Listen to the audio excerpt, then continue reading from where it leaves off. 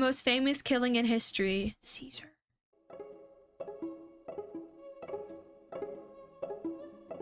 It's the 15th of March, 44 BC, in Rome. The most powerful man in the Roman Republic, the dictator Julius Caesar, walks through the doors of the Curia of Pompey, the temporary gathering point for the Roman Senate's meetings. The usual venue, the Roman Forum, a kilometre to the southeast, is undergoing renovations to build a new Senate house in Caesar's name, and is unavailable. The Curia, meaning meeting place in Latin, is located at the eastern point of a large open courtyard known as the Portico of Pompey. Compared to the Forum, it's rather secluded. It has no direct access to the side streets of Rome, and the only exits lead directly onto the Portico. Today, this area is occupied by a large group of armed gladiators, who are loitering near the Curia entrance, trying to stay inconspicuous. Inside the Curia, senators are nervously milling about. They watch as Caesar takes a seat on his golden ceremonial chair at the front of the room. King. Caesar's right-hand man and closest ally is co-consul Mark Antony. I read the Caesar, what was it, play? Julius Caesar play. I read that in English like in my freshman year, and I remember nothing. We also read the Odyssey, and I remember nothing. The only reason that I do remember like the Odyssey sort of is because of Epic, the musical that I watched. I like reading the freaking like scripts and stuff and like translating them. It's just so boring. I hate reading plays. Don't make me read a play, please. I can read anything else. Anything else. Just don't let me read a play. Have I read Twilight? Yes. I'm actually reading Midnight Sun. I think I've read Twilight like, I don't know, like 3 times. This is Midnight Sun. Thick book. I'm like halfway.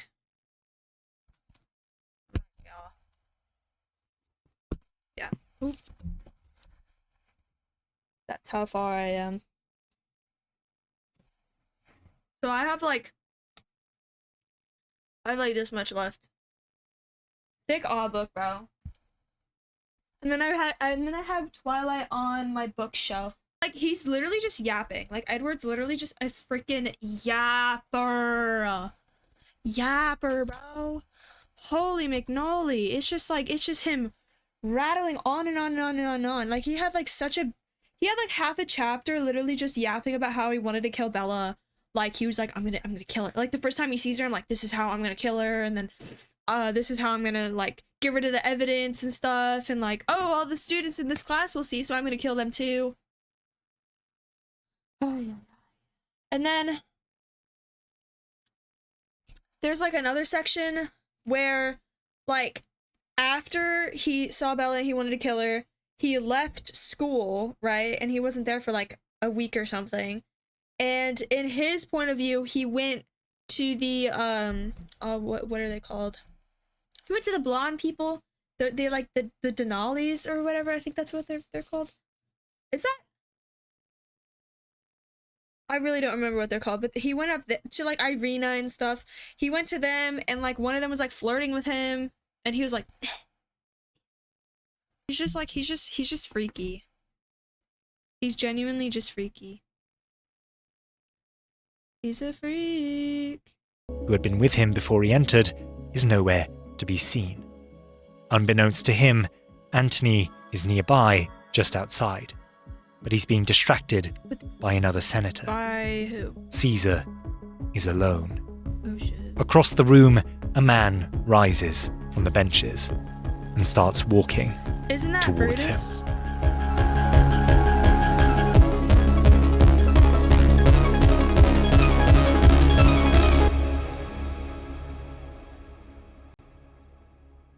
To understand Caesar's death, we have to understand how he got here. In the eyes of Rome's political elite, Caesar had grown too powerful. Over the course of an almost 40-year career, he reached Rome's highest public office, consul. Ooh. He conquered all of modern-day France and Belgium and parts of Switzerland, Germany, and the Netherlands. by all accounts, he was a military genius, and charismatic too. His armies, comprised of Roman legions, became loyal to him and only him. His many victories with them made him fabulously wealthy. Finally, he had a habit of pandering to the masses, opposing unpopular policies and presenting himself as a man of the people. Ooh. He became very popular.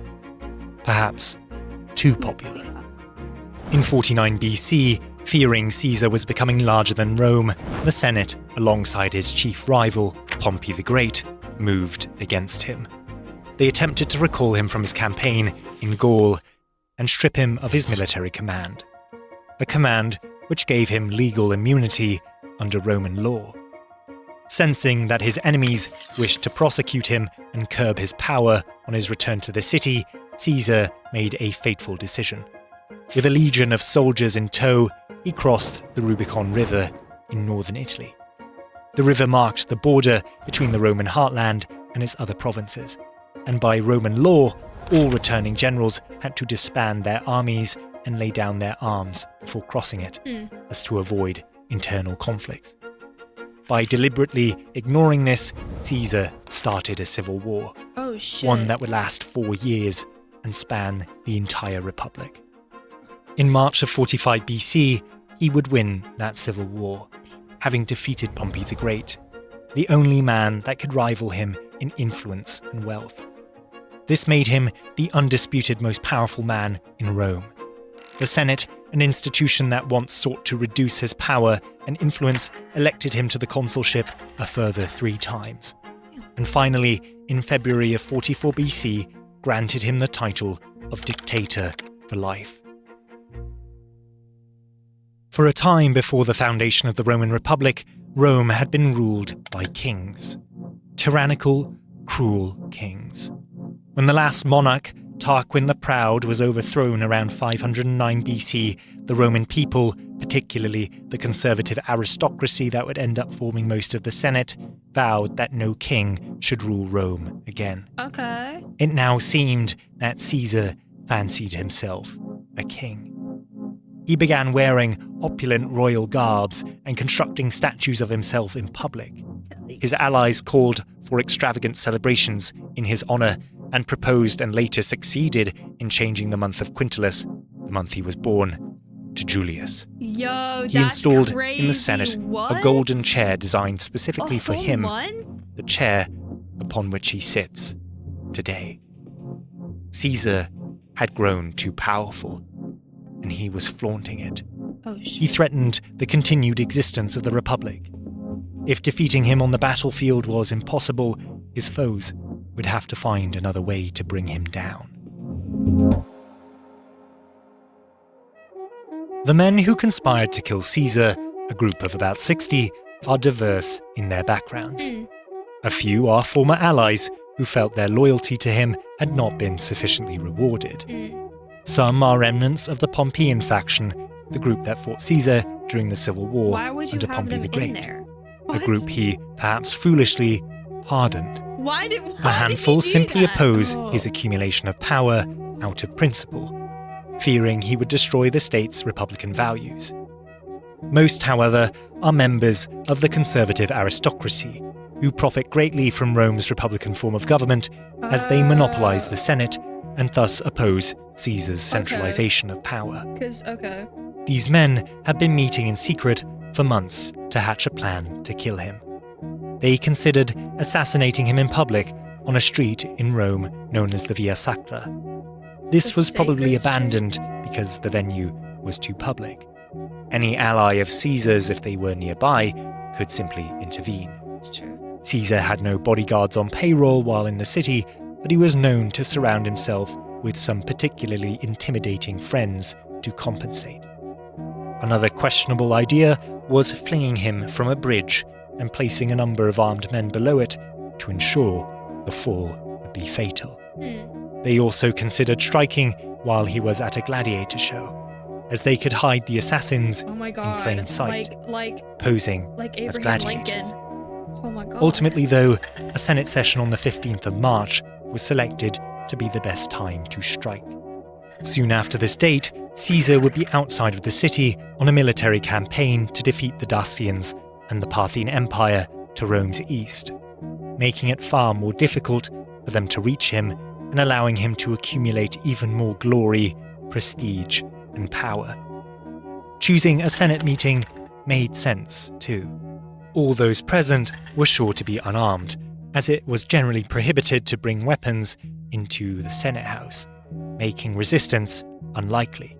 Most of the Senate were indeed loyal to Caesar, but even his closest allies would think twice to spring to his defense when faced with a blade. Additionally, in a closed Senate meeting, Caesar could be dealt with more subtly, away from the prying eyes and ears of the public and Caesar's informal protection.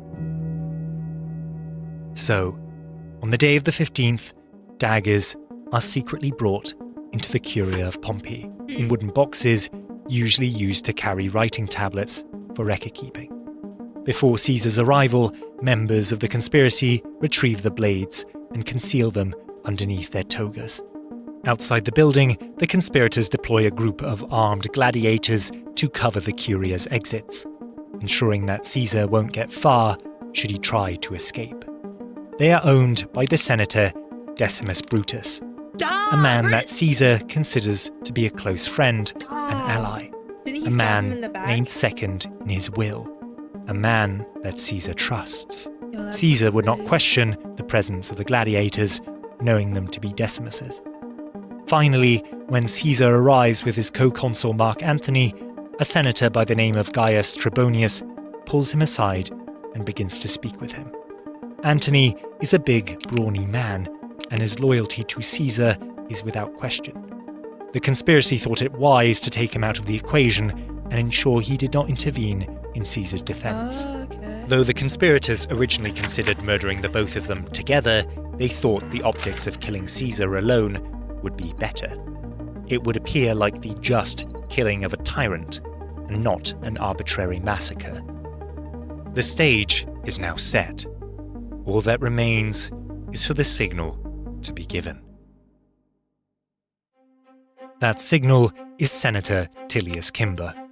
As he marches towards the dictator, he exclaims loudly that Caesar should pardon his brother and return him from exile. Suddenly, dozens of other senators rise from their seats, and they too start approaching Caesar, shouting words of support for Cimber's request. The senators circle him like sharks in the water, growing ever closer, until Cimber thrusts out his fist and tears Caesar's toga down, revealing the tunic underneath. Startled, Caesar recoils and shouts. Moments later, the senator Publius Casca strikes the first blow from behind, with a dagger thrust that grazes Caesar's shoulder. He rises in shock, twirls around, and allegedly stabs Casca with a pen in retaliation. Yo.